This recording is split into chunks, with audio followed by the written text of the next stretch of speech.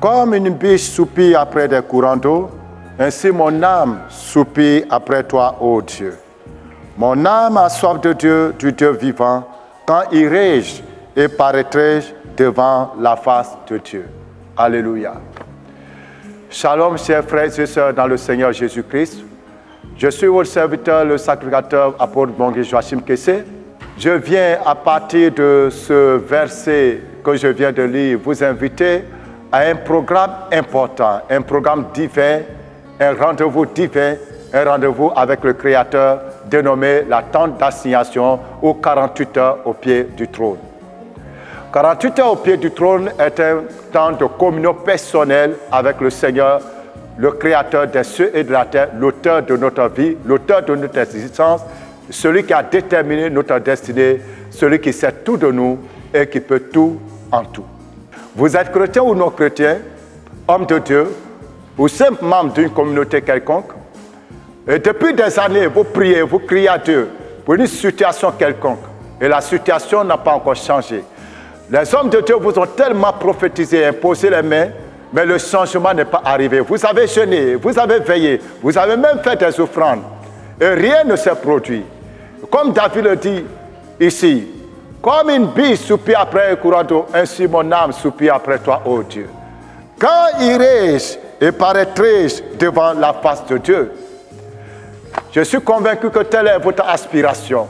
Alors je vous invite donc à ce programme qui va se tenir ici à l'hôtel du Dieu vivant, qui est situé non loin du nouveau CHU d'Angré. Vous prenez la voie qui est en train de recevoir présentement le bitumage jusqu'au niveau de la centrale CIE et vous verrez en face de la centrale CIE l'hôtel du Dieu vivant. Nous rentrons le vendredi 5 février à partir de 18h et nous sortons le dimanche 7 février à 18h. C'est donc un temps où vous venez rencontrer Dieu énorme. C'est un moment de partage avec le Saint-Esprit, un moment de révélation, un moment de guérison et de délivrance, opéré directement par le Seigneur, sans intervention d'un être humain. Bien-aimés frères et sœurs, vous pouvez découvrir les témoignages qui suivent, qui attestent de ce que je suis en train de dire. Lorsque je suis né, ma mère m'a dit que mon père m'a pris, il est sorti du salon, il a versé l'eau sur le toit et il m'a élevé. Et l'eau est versée sur moi. Et donc, en fait, il venait de me consacrer en quelque sorte à l'eau. À 10 ans, 11 ans, par là, je vais découvrir la masturbation. Un jour, je suis rentré dans la chambre et puis, en fait, les pensées ont commencé à me venir, des images de personnes qui étaient en train d'avoir des rapports. Et quand ça me venait, j'éjaculais sur moi. 12 ans, 13 ans. Et dans cette même période-là, je suis tombé aussi dans la pornographie. Et donc, hier, j'ai écrit 3 sujets. J'ai dit, je demande la délivrance des puissances des eaux. Je demande la délivrance de la femme de nuit. Et je demande la délivrance des pensées impures. Et quand la délivrance a commencé, en fait, pendant la délivrance, je n'ai jamais vu de telles révélations. Papa a dit, depuis le fœtus, le démon s'est uni, s'est associé au fœtus, a fait un avec le fœtus. Donc il a dit, il a donné cette première révélation. J'ai commencé à attraper ma tête. Il a dit que ils t'ont initié à travers les rapports sexuels, inconsciemment, en prenant ton énergie dans les songes. Lorsqu'il a dit cela, c'est là que l'esprit s'est déclenché et j'ai commencé à manifester. Voilà. Et quand papa a commencé à commander, je voyais l'esprit là comme si, en fait, il y a un être qui sortait de lui, il était en train de se déchirer et puis il y a quelqu'un qui sortait, une personne qui sortait. Alléluia. L'esprit s'est manifesté et la délivrance a suivi. Et quand la délivrance s'est arrêtée, je me suis senti soulagé. En tout cas, je n'avais jamais ressenti cette paix-là. Parce que j'attendais cela depuis longtemps. On acclame Jésus. Je vais dire merci au Dieu du rocher. Je vais lui rendre gloire. Bon, moi, mon témoignage, c'est depuis le village. Bon, la femme qui m'a élevée, c'était la femme du grand frère à mon papa. Elle m'a appris quand j'avais 1 an. Donc, c'est chez elle là-bas j'ai grandi. C'était dans sa main. Maintenant, arrivé au moment où j'ai fait un rêve. Et dans le rêve, il y avait une vieille qui est venue me présenter une viande, cuvette de viande, qui me disait comme ça qu'il faut manger la viande, tu vas me livrer telle personne, telle personne. Donc, dans le rêve, je lui ai dit, mais pourquoi? Et puis, je me suis réveillé. Donc, je me suis réveillé. 2 jours après, je suis en train de manger. La nourriture, même qu'il n'y a pas de os dedans, au moins, je me rends compte, il y a os qui est bloqué dans ma gorge. Pendant 2 semaines, je ne mange pas, je ne bois pas l'eau. Donc, après ça, je suis venu sur Abidjan. Quand je suis venu sur Abidjan, je travaillais chez une dame au Plateau. Maintenant, les esprits encore ont commencé à venir encore dans le rêve, encore, même cuvette de viande. Toujours ils viennent, toujours ils viennent. Je ne dors pas. Donc, il a dit à ma patronne que voilà un rêve que j'ai fait. Elle dit d'accord, il a dit ça à mon mari. Dès qu'elle a dit à son mari dit on a qu'à la chasser, que c'est une sorcière. Donc, ils m'ont mis au dehors. Et puis, je suis parti à la maison. Donc, ils ont parlé à faire des programmes du 1er au 3. Là. Ils ont dit, montre-moi ta femme. J'ai dit, vraiment, je vais chercher l'argent pour faire. Vraiment, parce qu'il y a fait rachat. Mais le même esprit est toujours là. Dans le rêve, la femme, elle vient toujours avec viande. Toujours avec viande. Donc, il dit, elle fait ce programme-là. Donc, on a commencé le programme. Le premier jour, moi, je n'ai rien vu. Maintenant, hier soir, quand papa a donné les sujets de prière, on a commencé à prier. Puis il a dit l'esprit de sorcellerie. Quand il a dit ça, l'esprit dit non. Pourquoi il veut chasser l'esprit de sorcellerie? Que moi, je lui appartiens. Depuis 1 an, je devais travailler avec elle. Mais je refuse. Donc hier, là, j'ai crié à Dieu pour que Dieu me libère. Parce que j'étais fatigué. J'étais fatigué.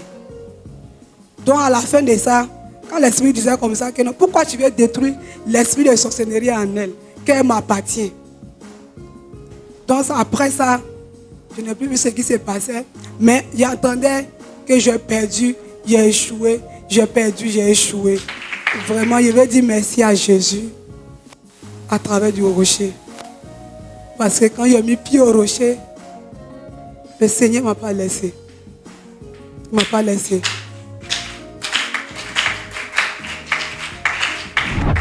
Je vous salue dans le nom de notre précieux Seigneur Jésus-Christ. Amen. Je suis heureux ce jour-là, aujourd'hui, de me retrouver en ce lieu. Je ne connaissais pas. Et je suis avec mon épouse à Boaké, on est venus ensemble. Donc c'est là-bas que nous exerçons le ministère. Et puis on rencontre des problèmes dans le ministère. Donc on priait pour chercher la solution, pour que Dieu nous envoie, ou bien notre Samuel, que Dieu nous donne de rencontrer notre Samuel comme Saül l'avait rencontré. Donc en cherchant, on s'est ouvert à ma belle-sœur qui est à l'autel du Dieu vivant, le rocher de Bordeaux, de France. Donc elle est en France. Donc c'est elle qui nous a dit, mais je vais vous connecter à mon pasteur qui est au rocher à Abidjan. Donc je vous dis carrément ce qu'elle me disait. Hein. Bon, si vous le voyez là, le problème est réglé. Parce que si vous touchez là, votre problème là est réglé. Il n'y a pas de problème. Donc, moi aussi j'ai dit, de toute façon, comme c'est un collègue, donc quand je vais arriver, il n'y a pas de protocole. Dès que j'arrive, il me pose les mains, il prie et puis le Jean en Naaman là. Donc, quand on est venu, moi je m'attendais, nous on s'attendait à tomber sur l'homme, c'est-à-dire lui-même il nous attend. moment où on venait, nous on pensait qu'il nous attend même. La session du soir a commencé. L'homme de Dieu qui dirigeait, vraiment, il nous a donné une douche froide. Dès qu'il a commencé à diriger, il dit, comme s'il était au courant de quelque chose. Il dit, vous n'allez pas voir l'homme de Dieu. Quand tu es venu ici, là, c'est mis là 48 heures au pied du trône.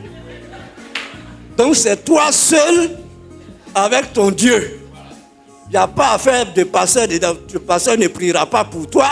Tu ne le verras pas. Il ne t'imposera pas les mains. Alléluia. Amen. Donc je me suis dit, bon, comme il a dit que c'est entre moi et mon Dieu. Si je suis sincère, si je suis sérieux, Dieu va me montrer sa face. Pas de problème. Donc de laisser l'affaire de pasteur. Il a insisté dessus. Donc j'ai dit, bon, pour parler comme les jeunes là, j'ai enlevé ma gamme sur le pasteur.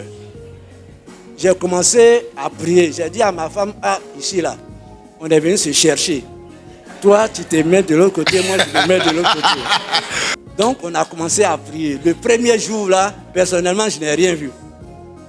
Le deuxième jour, là, l'homme de Dieu, lui-même, il est venu et puis on a commencé à prier. Et il a dit, Dieu va vous montrer des choses. C'est que ce soit effrayant, quel que soit ce qu'il va vous montrer, vous fermez les yeux et puis vous regardez ce que Dieu va vous montrer. En même temps, je vois, je ne sais pas si c'est une vision ou bien, mais ce qui est sûr, je vois dans mon esprit, je vois comme ça, comme un crocodile. Comme un crocodile. Bon, sa partie avant là était cachée, mais il avait une grosse queue que je voyais. Et puis soudain, la queue a séché. La queue était fraîche, une très grosse queue même, bien fraîche. Et puis soudainement, ça a séché. Et puis, il y a une pierre qui est tombée finalement sur la queue et qui l'a réduit en bouillie complètement. Puis il y avait du sang. J'ai dit, ah, et puis le sang est sorti. Le sang est sorti. C'est ta vie qui a été libérée. Je dis toujours aux hommes de chercher délivrance. Hein. Délivrance, ça c'est pour nous les pasteurs d'abord.